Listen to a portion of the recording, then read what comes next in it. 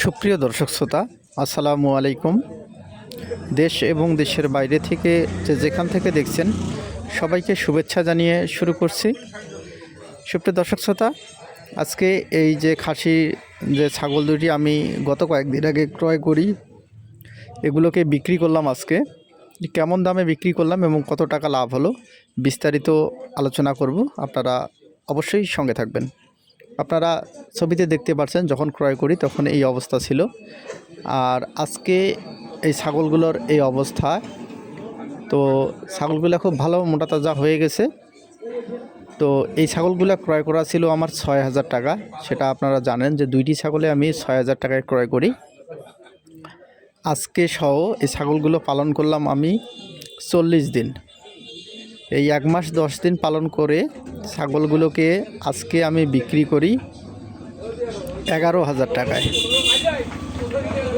তো এই ছাগলগুলোর পিছনে খরচ আমার টোটাল ১,০০০ টাকার মতো গেছে। এখান থেকে প্রফিট অর্থাৎ লাভের অংশটা হচ্ছে যে যদি ধরি তাহলে হচ্ছে ৪,০০০ টাকা। তো আজ এ পর্যন্তই।